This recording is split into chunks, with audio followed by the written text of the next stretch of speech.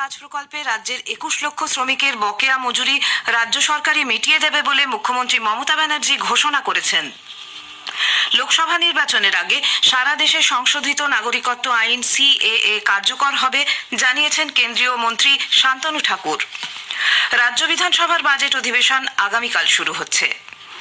ISL ফুটবলে Mohun Bagan super giant ও ইস্টবেঙ্গলের মধ্যে ম্যাচটি গতকাল অমীমাংসিতভাবে শেষ হয়েছে।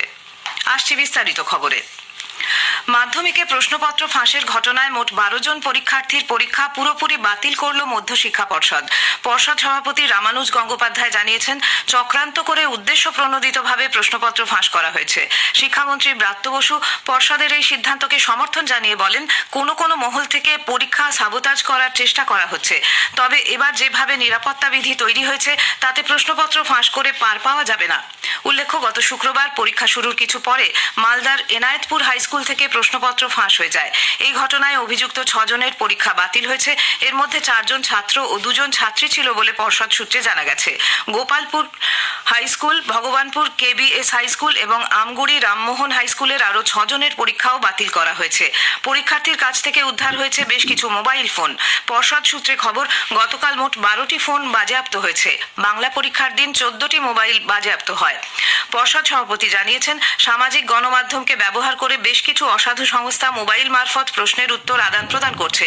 বেশ কিছু পরীক্ষার্থী পরীক্ষা কেন্দ্র থেকেই শিক্ষককে বা কোনো কোচিং সেন্টারকে প্রশ্নপত্র পাঠাচ্ছে, এমনও অভিযোগ সামনে এসেছে। 100 দিনের কাজ প্রকল্পে রাজ্যের 21 লক্ষ শ্রমিকের বকেয়া মজুরি রাজ্য সরকারই মিটিয়ে দেবে বলে তৃণমূল কংগ্রেস নেত্রী মুখ্যমন্ত্রী মমতা ব্যানার্জি ঘোষণা করেছেন।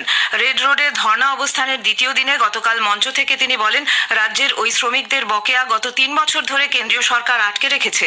আগামী 21শে ফেব্রুয়ারি 21 লক্ষ মানুষের প্রত্যেকের ব্যাংক অ্যাকাউন্টে টাকা পাঠিয়ে দেওয়া হবে। কেন্দ্রীয় সরকার ভাবছে বাংলাকে ভাতে মারবো। আমি আমার প্রথম পদক্ষেপ আজ বলে যাই, 21 লক্ষ মজদুরকে যাদের টাকা কেন্দ্রীয় সরকার দেয়নি, আগামী 21শে ফেব্রুয়ারি তাদের টাকা তাদের ব্যাংক অ্যাকাউন্টে চলে যাবে, রাজ্য সরকার দেবে। আমরা কথা দিলে কথা রাখি। লক্ষ্মীর ভান্ডার সহ 62টি জনকল্যাণমূলক প্রকল্পের অর্থ সংস্থান করতে রাজ্য সরকারকে যথেষ্ট সমস্যায় পড়তে হচ্ছে বলে মুখ্যমন্ত্রী জানান।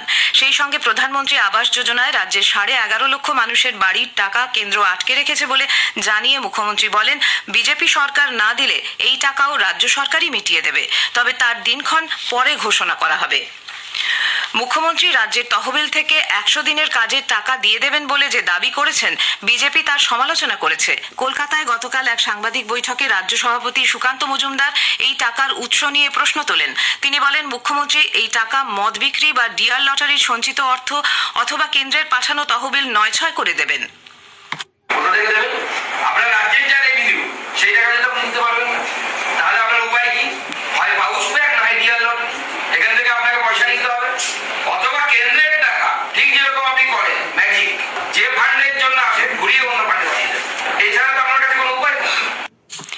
এদিকে বিরোধী দলনেতা শুভেন্দু অধিকারী জানিয়েছেন, ভোটের আগে এইভাবে টাকা দেওয়া কার্যত ঘুষ দেওয়ার শামিল। মুখ্যমন্ত্রী লোকসভা নির্বাচনে পরাজয় নিশ্চিত জেনে এইভাবে শেষ চেষ্টা করছেন। বিজেপি নেত্রী বিধায়ক অগ্নিমিত্রা পাল আসানসোলে গতকাল এক সাংবাদিক সম্মেলনে বলেন, আবাস যোজনা, গ্রামীণ সড়ক যোজনা সহ 23টি প্রকল্পে কেন্দ্রীয় সরকার 2022 থেকে এখনো পর্যন্ত এ রাজ্যকে 1,14 কোটি টাকা দিয়েছে। অনেক রাজ্যের চেয়ে পশ্চিমবঙ্গকে বেশি টাকা দেওয়া হয়েছে। প্রদেশ কংগ্রেস সভাপতি অধীর রঞ্জন চৌধুরী বলেছেন, কেন্দ্রের বঞ্চনার প্রতিবাদে বাংলার মুখ্যমন্ত্রীকে ধর্ণা যদি দিতেই হয় তাহলে দিল্লি গিয়ে ধর্ণা দেওয়া প্রয়োজন ছিল। তিনি আরো বলেন, দিল্লি গিয়ে ধর্ণা দিলে কংগ্রেস তাকে সমর্থন করবে। রাজ্য সরকার কেন বকেয়া পাওনা আদায়ের ব্যাপারে সুপ্রিম কোর্টে মামলা করছে না, এই প্রশ্নও তোলেন অধীরবাবু। ধর্ণা যদি দিতে হয় কলকাতায় কেন? বাংলার গরিব মানুষের দাবি আদায়ে যদি সত্যি সত্যি আপনি আন্তরিক হন, দিল্লিতে চলুন ধর্ণায় বসবেন, আমরাও যাবো সেখানটায়। খোকা বাবুদের বাঁচাতে, আপনার নেতাদের বাঁচাতে, সরকার বাঁচাতে কোটি কোটি টাকা খরচা করে হাইকোর্ট সুপ্রিম কোর্ট হয়, কিন্তু গরিব মানুষের আইনি অধিকার 100 দিনের কাজ পেতে কেন সুপ্রিম কোর্টে বিচারকের কাছে এই সরকার ন্যায্য দাবি করছে না? লোকসভা নির্বাচনের আগেই ঘাটালের তৃণমূল কংগ্রেস সাংসদ অভিনেতা দীপক অধিকারী দেব বীরসিংহ উন্নয়ন পর্ষদের ভাইস চেয়ারম্যান, ঘাটাল মহকুমা হাসপাতালের রোগী কল্যাণ সমিতির চেয়ারম্যান এবং ঘাটাল রবীন্দ্র শতবার্ষিকী মহাবিদ্যালয়ের সভাপতি একসঙ্গে এই 3টি পদ থেকে ইস্তফা দিয়েছেন। গতকাল জেলা শাসককে চিঠি লিখে তিনি এই ইস্তফার কথা জানান। লোকসভা নির্বাচনের আগেই সারা দেশে সংশোধিত নাগরিকত্ব আইন সিএএ কার্যকর হবে বলে কেন্দ্রীয় মন্ত্রী শান্তনু ঠাকুর জানিয়েছেন। কলকাতায় গতকাল এক সাংবাদিক বৈঠকে তিনি বলেন, এই আইন চালু করার প্রক্রিয়া শুরু হয়ে গেছে। ধর্মীয় কারণে পাকিস্তান ও বাংলাদেশ থেকে যারা এদেশে এসেছেন তাদের নাগরিকত্ব দিতেই এই আইন আনা হয়েছে। এতে কোনো রাজনৈতিক দলের আপত্তি করার কারণ নেই। কেন্দ্রীয় মন্ত্রী বলেন, সিএএ মুখ্যমন্ত্রীর এখতিয়ার বহির্ভূত বিষয়। বিজেপি বাংলা শস্য বীমা যোজনায় দুর্নীতির অভিযোগ করেছে। কলকাতায় গতকাল এক সাংবাদিক বৈঠকে দলের রাজ্য সভাপতি সুকান্ত মজুমদার অভিযোগ করেন, 2019 সাল থেকে 85 লক্ষ কৃষককে বাংলা শস্য বীমা যোজনায় 2400 কোটি টাকা দেওয়া হয়েছে বলে মুখ্যমন্ত্রী দাবি করেছেন। যারা টাকা পেয়েছেন তাদের কয়েকজনের তথ্য তুলে ধরে রাজ্য সভাপতি বলেন, শুধুমাত্র শাসক দলের সদস্যরাই এই টাকা পেয়েছেন। যত পরিমাণ জমি রয়েছে তার চেয়ে অনেক বেশি টাকা দেওয়া হয়েছে। শুধু তাই নয়, জমির মালিক না হয়েও অনেকে টাকা পেয়েছেন বলে তার দাবি। শ্রী মজুমদার জানান, এই দুর্নীতির বিরুদ্ধে তারা আদালতে সিবিআই তদন্তের দাবি জানাবেন। সাধারণ মানুষের টাকা নিজের দলের সদস্যদের পাইয়ে দেওয়ার জন্যই মুখ্যমন্ত্রী রাজ্যে প্রধানমন্ত্রী ফসল বীমা যোজনা চালু হতে দেননি বলে সুকান্তবাবু অভিযোগ করেন। স্থানীয় সংবাদ শুনছেন আকাশবাণী কলকাতা কেন্দ্র থেকে। আগামীকাল রাজ্য বিধানসভার বাজেট অধিবেশন শুরু হবে। 8ই ফেব্রুয়ারি পূর্ণাঙ্গ বাজেট পেশ করবেন অর্থমন্ত্রী চন্দ্রিমা ভট্টাচার্য। শুক্রবার বিধানসভার সর্বদলীয় বৈঠকে এই সিদ্ধান্ত হয়। বরাবরের মতো এবারও বৈঠকে বিরোধী বিজেপি পরিষদীয় দল যোগ দেয়নি। তবে ইন্ডিয়ান সেকুলার ফ্রন্টের বিধায়ক নওশাদ সিদ্দিকী উপস্থিত ছিলেন। এবারের অধিবেশনে বেশ কয়েকটি বিল আনা হবে। সেই সঙ্গে হাওড়া পুরসভা নিয়েও আলোচনা হওয়ার কথা রয়েছে। উল্লেখ্য, হাওড়া পুরসভার নির্বাচন বহুদিন বকেয়া রয়েছে। এই নির্বাচন কলকাতা পুরসভার সঙ্গেই হওয়ার কথা ছিল। রাষ্ট্রীয় কৃষি ও গ্রামোন্নয়ন ব্যাংক নাবার্ড 2024-25 অর্থবর্ষে রাজ্যে 3,15,000 কোটি টাকা ঋণদানের লক্ষ্যমাত্রা নিয়েছে। কলকাতায় গতকাল স্টেট ক্রেডিট সংক্রান্ত এক সেমিনারে নাবার্ডের পশ্চিমবঙ্গ আঞ্চলিক শাখার চিফ জেনারেল ম্যানেজার উষা রমেশ জানিয়েছেন, কৃষি, ক্ষুদ্র শিল্প সহ বিভিন্ন অগ্রাধিকার খাতে এই ঋণ দেওয়া হবে। ঋণের লক্ষ্যমাত্রা বিগত বছরের তুলনায় 16.7% বেশি। তিনি বলেন, জলবায়ু পরিবর্তন বর্তমানে সবচেয়ে বড় সমস্যা। সে কথা মাথায় রেখেই কৃষি, ক্ষুদ্র শিল্প ও গ্রামীণ পরিকাঠামো উন্নয়ন সহ বিভিন্ন অগ্রাধিকার ক্ষেত্রে এই ঋণ দেওয়ার লক্ষ্যমাত্রা রাখা হয়েছে। অনুষ্ঠানে রাজ্যের মুখ্য সচিব ভগবতী প্রসাদ গোপালিকা স্টেট ফোকাস পেপারের উদ্বোধন করেন। রেশন দুর্নীতি কাণ্ডে অভিযুক্ত তৃণমূল কংগ্রেস নেতা শেখ শাহজাহানকে ফের তলব করেছে ইডি। আগামী 7ই ফেব্রুয়ারি সল্টলেকের ইডি দপ্তরে তাকে হাজিরা দিতে বলা হয়েছে। এ নিয়ে তাকে দ্বিতীয়বার ডেকে পাঠানো হলো। ইমেল মারফত তাকে সমনটি পাঠানো হয়েছে।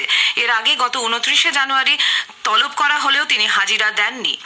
উল্লেখ্য, গত 5ই জানুয়ারি উত্তর 24 পরগনা সন্দেশখালীর সরবেরিয়ায় রেশন দুর্নীতি মামলায় শেখ শাহজাহানের বাড়িতে তল্লাশি চালাতে গেলে ইডি আধিকারিকরা আক্রান্ত হন। সেই থেকেই পলাতক শেখ শাহজাহান।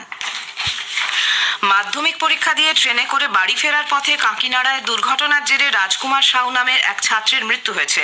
চলন্ত ট্রেন থেকে মাথা বার করে থুতু ফেলতে গেলে একটি পোস্টের সঙ্গে ধাক্কা লেগে ওই ছাত্র ট্রেন থেকে পড়ে যায়। গুরুতর আহত অবস্থায় প্রথমে তাকে ভাটপাড়া স্টেট জেনারেল হাসপাতালে নিয়ে যাওয়া হয়।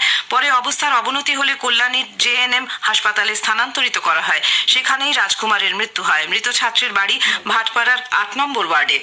পূর্ব রেলের হাওড়া কাটোয়া শাখার সমুদ্রগড় ও নান্দাই স্টেশনের মাঝে ট্রেনের ধাক্কায় লক্ষ্মী হালদার নামে 10ম শ্রেণীর এক ছাত্রীর মৃত্যু হয়েছে। তার বাড়ি পূর্ব বর্ধমানের নাদনঘাট থানার হাটি গ্রামে। ডাউন কাটোয়া হাওড়া লোকাল ট্রেনের ধাক্কায় তার মৃত্যু হয়েছে বলে স্থানীয়দের অনুমান। মৃতদেহটি দেখতে পেয়ে স্থানীয়রা জিআরপিতে খবর দিলে তারা দেহটি উদ্ধার করে নিয়ে যায়। 5 দিন নিখোঁজ থাকার পর হাত পা বাঁধা অবস্থায় শিশুর মৃতদেহ উদ্ধারকে কেন্দ্র করে গতকাল আগরপাড়া নিউ লাইন এলাকায় তুমুল বিক্ষোভে ফেটে পড়ে স্থানীয় বাসিন্দারা। বিটি রোডের আলপেন ডেয়ারি মোড়ে আগুন জ্বালিয়ে অবরোধ করা হয়। ঘোলা থানার পুলিশ এসে পরিস্থিতি সামাল দিলেও অবরোধের জেরে দীর্ঘক্ষণ যানজট তৈরি হয়। যুবভারতী ক্রীড়াঙ্গনে আইএসএল ফুটবলে মোহনবাগান সুপার জায়ান্ট ও ইস্টবেঙ্গলের মধ্যে ম্যাচটি 2-2 গোলে অমীমাংসিতভাবে শেষ হয়। গতকাল খেলার 3 মিনিটের মাথায় ইস্টবেঙ্গলকে এগিয়ে দেন অজয় ছেত্রী। 17 মিনিটে সেই গোল শোধ করেন আর্মান্দো সাদিকু। দ্বিতীয়ার্ধের 55 মিনিটে পেনাল্টি থেকে ইস্টবেঙ্গলকে এগিয়ে দেন ক্লেটন সিলভা। খেলার একবারে অন্তিম লগ্নে 87 মিনিটের মাথায় সমতা ফেরান মোহনবাগানের স্ট্রাইকার দিমিত্রি পেট্রাতোস।